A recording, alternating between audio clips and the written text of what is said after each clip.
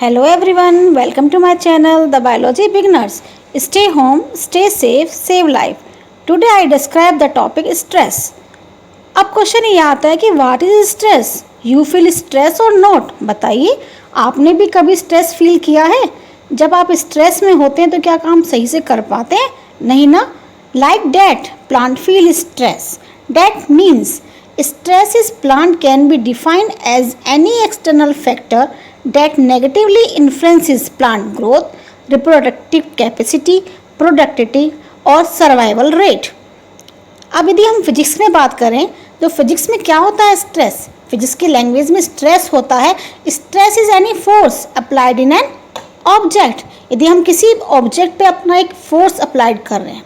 और in biology stress in any change in any environmental condition that might reduce or adverse change a plant growth or development, productivity, reproductivity, capacity of survival. That means एक environment में जो stress आएगा वो किसी भी तरीके से आ सकता है, एनवायरमेंटल फैक्टर की वजह से आ सकता है. तो वो उसके चक्कर में क्या होगा कि प्लांट की ग्रोथ और उसका डेवलपमेंट रुक जाएगा, उसकी प्रोडक्टिविटी रुक जाएगी, उसका रिप्रोडक्टिव रेट रुक जाएगा, उसकी कैपेसिटी सर्वाइवल रेट की कम हो जाएगी.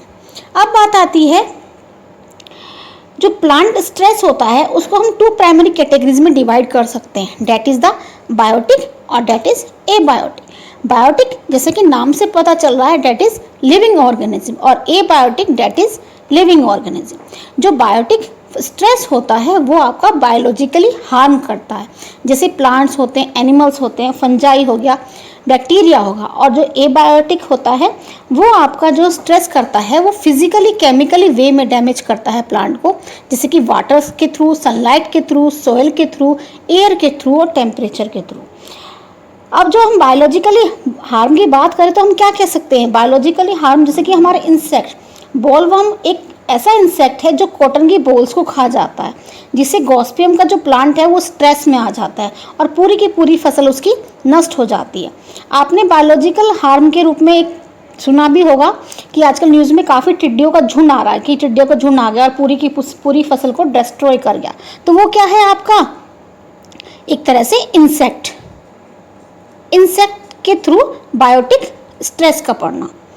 ठीक है, अब बारी आती है आपकी एबायोटिक स्ट्रेस की. जो एबायोटिक स्ट्रेस है, एनवायरनमेंट चाहे जैसा भी हो, बायोटिक हो या एबायोटिक हो, वो स्ट्रेस तो क्रिएट करेगा ही करेगा. अब स्ट्रेस कैसा है ये उसके ऊपर डिपेंड करता है कि प्लांट मे बी सर्वाइव और डेथ. अब पहले हम बात कर लेते हैं जो एबायोटिक स्ट्रेस होता है वो रेस्पॉन्स करता है किस तरह प्लांट पे. 3 तरीके से करता है. Number 1 growth, second number is physiological, third number is molecular biology. Growth में कैसे करेगा कि जब ग्रोथ पर स्ट्रेस का फर्क पड़ेगा तो यानी कि उसकी जो इम्बाइबेशन रेट है जर्मिनेशन की वो कम हो जाएगी, ग्रोथ की रिडक्शन हो जाएगी. प्री मैच्योर सेनिसेंस मान होता है प्लांट का डेड हो जाना. और रिडक्शन इन प्रोडक्टिविटी, उसकी प्रोडक्टिविटी भी कम हो जाएगी. फिजियोलॉजिकली कैसे होगा कि रिडक्शन हो उसका वाटर अपटेक में, वाटर अपटेक यानी कि पानी का ऊपर चढ़ना फ्लोएम के थ्रू. रिडक्शन हो जाएगा उसका फोटोसिंथेसिस में. क्यों? क्योंकि जब हाई टेम्परेचर हो जाएगा तो फोटोसिंथेसिस से क्या होगा? हाई टेम्परेचर फोटोसिंथेसिस के थ्रू क्लोरोफिल की जो सेल्स हो जाएंगी वो खत्म होनी शुरू हो जाएंगी, तो वो रिडक्शन हो जाएगा. डिक्रीज हो जाएगा नाइट्रोजन एसिमिलेशन, मेटाबॉलिक टॉक्सिसिटी बढ़ जाएगी, एक्यूमुलेशन ऑफ ग्रोथ इनहिबिटर हो जाएगा, यानी ग्रोथ जो होगी वो रुक जाएगी.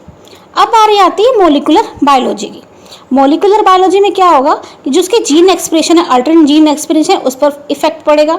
ब्रेक डाउन हो जाएगा माइक्रोमोलिक्यूल्स का, reduce activity of vital enzymes रुक जाएंगे और डिक्रीज हो जाएगा प्रोटीन सिंथेसिस.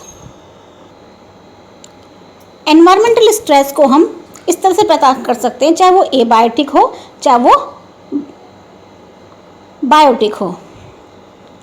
कैसे पता कर सकते हैं कि जो स्ट्रेस रेस्पॉन्स है प्लांट में वो रजिस्ट करेगा और टॉलरेंस करेगा. रजिस्ट माने हैं कि वो उसने अपने आप को, पौधे को उस एनवायरनमेंट के अकॉर्डिंग अडेप्ट कर लिया तो वो plant they can be survive. अब बात आती है कि प्लांट ने उस चीज़ को अडेप्ट करा ही नहीं और वो क्या हुआ? सेनिसेंस या डेथ में पहुंच जाता. और एक बार आती है अवॉइडेंस ऑफ स्ट्रेस की, यानी कि उसने उस अडेप्ट प्लांट की जो स्ट्रेस को, प्लांट को जो स्ट्रेस मिला उससे उसने अडेप्ट किया ही नहीं.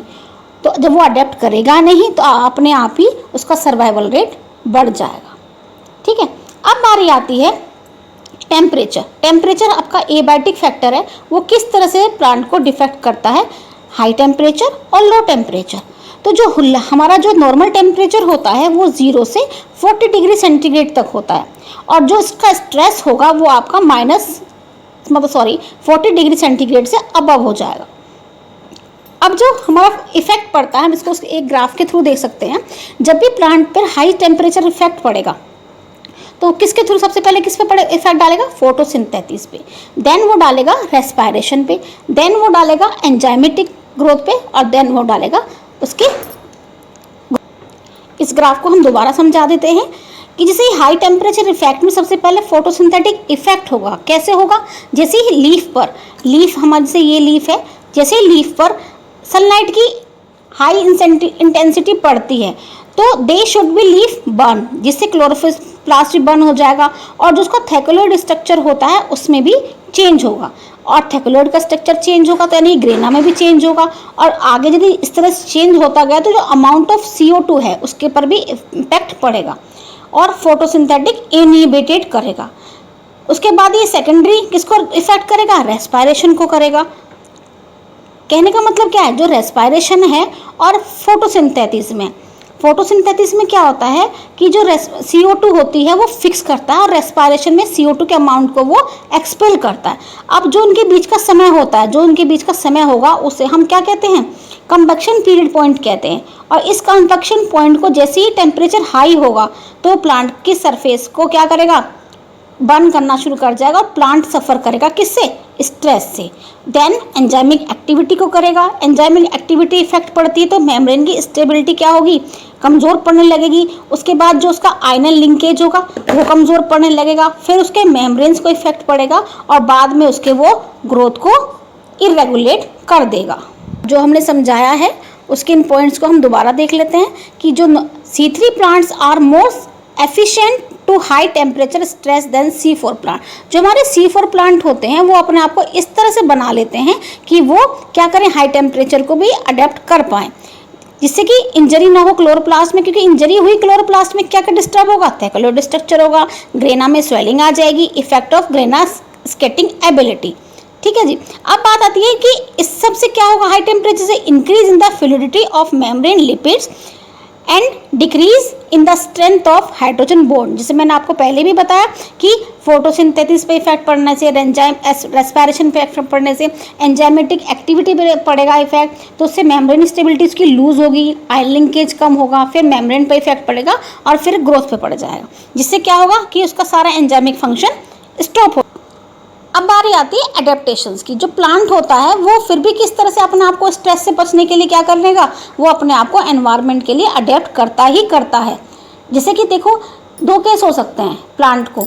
यदि प्लांट पर स्ट्रेस कुछ समय के लिए है तो वो क्या होगा, कुछ समय बाद वो सही हो जाएगा और वो आगे सर्वाइव कर जाएगा। लेकिन यदि स्ट्रेस लंबे समय के लिए हो गया तो प्लांट क्या होगा, वो आगे सर्वाइव नहीं कर पाता। तो वो अपने आप को बचने के लिए कुछ ना कुछ तो करता ही करता है। प्रकृति ने ऐसी चीज़ें बनाई हैं जिससे स्ट्रेस से बचने के लिए प्लांट अपने अंदर कुछ ऐसे जीन्स डेवलप करता है कि वो हाई हीट से बचने के लिए भी अपने आप को मजबूत बना लेते हैं। जैसे कि क्या होगा, यदि प्लांट में लीफ में जो स्टोमेटा होते हैं वो प्लांट क्लोज कर दे, जैसे कि C4 प्लांट हमारे करते हैं, मैंने आपको पीछे भी बताया, जैसे C4 प्लांट करते हैं तो जिससे क्या होगा, प्लांट वाटर लॉस कम होगा, और प्लांट में जब वाटर लॉस कम होगा तो वह हाई टेम्परेचर के स्ट्रेस को भी क्या करेगा, फेस कर लेगा। ठीक है। अब बारी आती है कि अब जब हाई टेम्परेचर के फेस को ले तो वाटर स्ट्रेस उसमें फील नहीं होगा, तो वाटर का अमाउंट भी उसमें डिक्रीज नहीं होगा और वो आगे सर्वाइव कर जाएगा। आगे आगे क्या होता है, कुछ प्लांट्स में हेयर ग्रोथ आ जाती है। आपने कैलेट्रोपिस का प्लांट भी देखा होगा, तो कैलेट्रोपिस की जो लीफ होती है उस पर क्या होता है, इस तरह की लीफ होती है और हेयर्स लाइक प्रोजेक्शंस होते हैं। तो इससे क्या होगा, हेयर लाइक जो प्रोजेक्शंस होते हैं, और उससे क्या सनलाइट जो होगी वो क्या होती है कि डायरेक्ट लीफ पर नहीं पड़ती, तो डायरेक्ट लीफ पर नहीं पड़ती, तो किससे इससे क्या होगा, उसका जो वाटर का ट्रांसपिरेशन रेट है वो कम हो जाएगा। अब वाटर का ट्रांसपिरेशन रेट कम हो जाएगा यानी कि वो हीट के लिए अपना हीट के स्ट्रेस को झेल पा रहा है।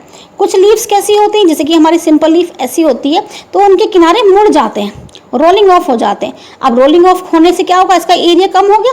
जब एरिया कम हो गया तो एरिया कम होने से क्या होगा कि आपका ट्रांसपिरेशन रेट कम होगा, और ट्रांसपिरेशन रेट कम होगा तो वो क्या करेगा, हाई टेम्परेचर के स्ट्रेस को झेल पाएगा। अब ये कंडीशन चाहे ड्राउट रेजिस्टेंस की हो चाहे वो हीट रेजिस्टेंस की हो, प्लांट अपने आप ही उसको अडेप्ट कर लेता है। कभी कभी प्लांट की जो लीफ होती है उनमें ओरिएंटेशन चेंज हो जाता है। हम देखते हैं हमारा पौधा इस तरह से होता है ना, होता है, लेकिन यूकलिप्टिस जो हमारा सबसे बड़ा पौधा है, मतलब जो पेड़ सबसे ज़्यादा बड़ा माना जाता है, उसमें क्या होता है, वो अपनी लीफ को क्या कर लेता है, कैसा कर लेता है, वर्टिकल कर लेता है, वो नीचे की तरफ झुका लेता है। अब वर्टिकल कर लेगा लीफ को तो क्या होगा कि जो उसकी ट्रांसपिरेशन रेट है कम हो जाएगा। कभी कभी क्या होता है, अब जब ट्रांसपिरेशन रेट कम हो जाएगा तो यानी कि उसका हीट रेजिस्टेंस, हीट स्ट्रेस भी कम हो जाएगा और वाटर स्ट्रेस भी कम हो जाएगा। कुछ प्लांट क्या होते हैं, अपनी लीफ को डाइमॉर्फिक कर लेते हैं, यानी कि डाइमॉर्फिक लीफ के कारण क्या होता है, हीट स्ट्रेस रिड्यूस हो जाता है। ठीक है, अब हीट स्ट्रेस आपका रिड्यूस हो गया तो डेट मीन्स प्लांट में अडेप्टेशंस आ गई, उसका रेजिस्टेंस हो गया, उसके अंदर रेजिस्टेंस, और या समझ लिए उसने टॉलरेट कर लिया सारे सर्वाइवल रेट्स को। और तो यदि वो सर्वाइवल रेट्स को टॉलरेट कर देता है तो वो क्या होगा, आगे स्ट्रेस को भी भूल जाता है, यानी कि अपने आप को एनवायरनमेंट के अकॉर्डिंग बना लेता है। डेट मीन्स अब इसको मैं डिस्क्राइब कर देती हूँ कि closure of stomata to reduce water loss at high temperature, यानी कि स्टोमेटा क्लोज हो जाए तो वाटर लॉस एक्टिविटी क्या होगी, कम हो जाएगी हाई टेम्परेचर में भी। तो और प्लांट क्या होगा, प्लांट को हीट स्ट्रेस नहीं महसूस होगा। वैसे हम यहाँ पर हमने जो ट्राइकोम की या वैक्सी हेयर्स की बात बताई वही है कि वैक्सी क्यूटिकल हो जाएगी, reduce the absorption of solar radiation. Waxy माने जैसे कुछ प्लांट पौधे होते हैं कि उनकी जो लीफ होती है उस पर सुबेरिन इन सब का ना कुछ मासी सब्सटेंस होता है, वैक्सी क्यूटिकल हो जाती है। क्यूटिकल माने जो उसकी एपिडर्मिस होती है, ऊपर वाली जो अपर एपिडर्मिस होती है उसे हम बोलते हैं अडेक्सियल सरफेस, और जो आपकी लोअर एपिडर्मिस होती है उसे बोलते हैं हम अबैक्सियल सरफेस। तो ये सरफेस क्या होती हैं कि वो सरफेस जब चिकनी हो जाती है तो सोलर रेडिएशन से उसका एब्जॉर्प्शन रेट क्या हो जाता है, कम हो जाता है। और किसी किसी लीफ में क्या होता है कि अपर सरफेस पे कम स्टोमेटा पाए जाते हैं और लोअर सरफेस पे ज़्यादा स्टोमेटा पाए जाते हैं। तो अपर सरफेस पे जब स्टोमेटा कम होंगे तो वाटर का जाहिर सी बात है रिडक्शन कम होगा। और ये रोलिंग ऑफ लीफ ब्लेड्स मैंने आपको बताया कि इस तरह से हम उसकी रोलिंग ऑफ ब्लेड्स हो जाएं लीफ की तो वाटर उसका जो वाटर ट्रांसपिरेशन रेट होगा वो कम हो जाएगा और हाई स्ट्रेस उस पर कोई भी हाई टेम्परेचर स्ट्रेस का उस पर कोई भी फर्क नहीं पड़ेगा। तो सो टुडे क्लास में इतना ही। वाटर स्ट्रेस हम नेक्स्ट क्लास में पढ़ेंगे। इफ़ एनी क्वेरी हो तो आप कमेंट बॉक्स में प्लीज़ अपना मैसेज ड्रॉप करें। Thank you for giving a valuable time. Thank you. Have a nice day.